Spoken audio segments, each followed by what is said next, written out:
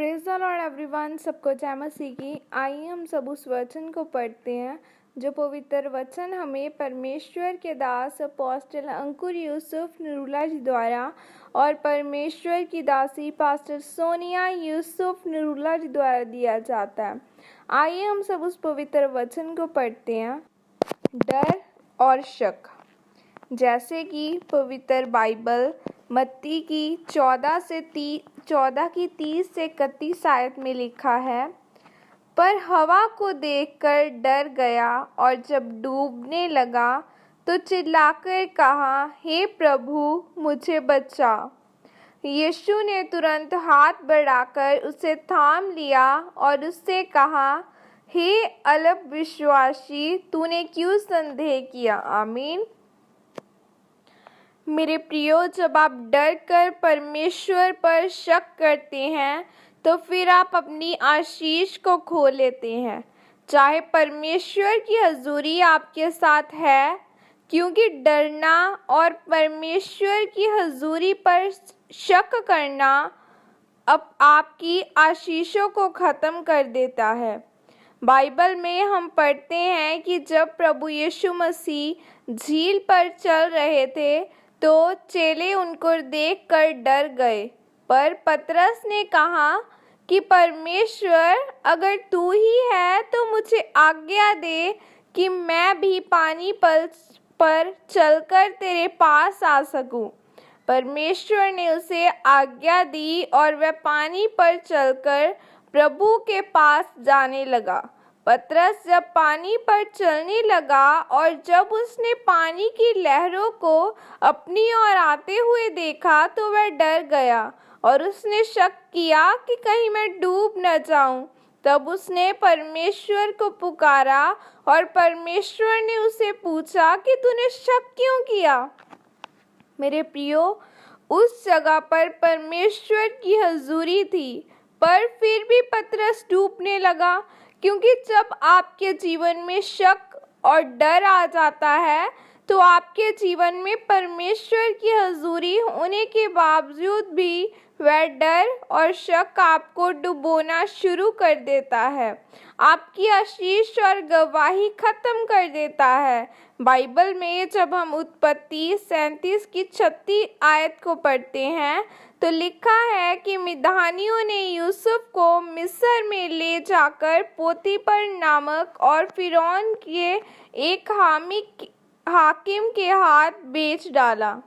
हम देखते हैं कि यूसुफ के भाई उससे नफरत करते थे और उन्होंने उसे मिस्र देश में बेच दिया, पर यूसुफ जो था वह परमेश्वर की मर्जी पर चलने वाला व्यक्ति था। अगर वह उस समय डर जाता और शक करता कि पता नहीं मेरे जीवन में क्या होगा और वचनों के अनुसार न चलता, तो परमेश्वर की योजना उसके जीवन में कभी भी पूरी न होती। पर उसने शक नहीं किया और न ही डरा, बल्कि वह परमेश्वर के वचनों के अनुसार चलता रहा। तब परमेश्वर ने उसे उसी देश का प्रधानमंत्री बनाया। क्योंकि जब आप परमेश्वर पर शक नहीं करते और डरते नहीं हैं, परमेश्वर में अड़े और खड़े रहते हैं, फिर आप अपने जीवन में आशीषों को देखते हैं और परमेश्वर की योजना भी आपके जीवन में पूरी होती है। इसलिए मेरे प्रियो, हर एक हालात में परमेश्वर में अड़े और खड़े रहें, अपनी मुश्किलों में से न डरें और न ही परमेश्वर पर शक न करें, बल्कि परमेश्वर पर भरोसा रखें। फिर आप यूसुफ की तरह ऊंचे किए जाएंगे। आमीन। यह अंगीकार आपकी तरफ से किया जाए। सर्वशक्तिमान परमेश्वर, इस वचन के लिए पिता मैं आपका धन्यवाद करती हूँ।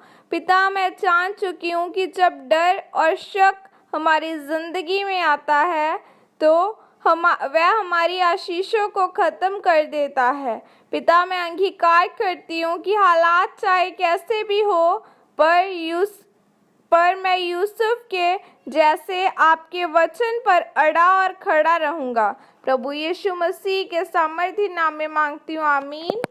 आमीन।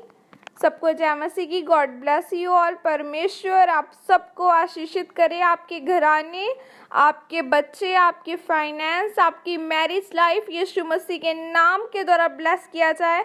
मैं आप सबको परमेश्वर के पवित्र लहू में, पवित्र हाथों में सौंपती हूँ। आप बाइबल में लिखा है कि आपके मुंह में जिंदगी और आपके मुंह में मौत है। सो आपने वही वचन अंगीकार करना है जो आपके जीवन के लिए सही हो, जो आपको ब्लेसिंग दे, और हर एक उस वर्ड को जो किसी के द्वारा, जो आपके ही द्वारा आपने अपने जीवन के ऊपर वर्ड को बोला, जो आपने श्रापित किया, आपने उस वर्ड को कैंसिल करना है और बोलना है कि परमेश्वर जो आज मैं जो भी हूँ वो सिर्फ तेरी, आज मैं जो भी हूँ वो सिर्फ मैंने जो अंगीकार किया है, मैं इसलिए आपने बोलना है कि मैं मृत्यु से निकलकर जीवन में प्रवेश कर रहा हूँ। और बाइबल में लिखा है कि तुम्हारे मुंह में ताकत है। अंगीकार करना है आपने कि मैं परमेश्वर जीवन में प्रवेश कर चुका हूँ। आज मैं जहाँ भी हूँ, जहाँ कहीं भी हूँ, यह मेरी मैं ही इसके लिए जिम्मेवार हूँ। मैं अब परमेश्वर, अब मैं जीवन में प्रवेश कर चुकी हूँ। मेरा विश्वास है कि मैं आशीष को लूँगी और आपने अपने जीवन में वर्ड को अंगीकार करना है। अगर कोई बीमार है तो आपने बोलना है यीशु मसीह के कोड़े खाने से मैं चंगा हो चुका।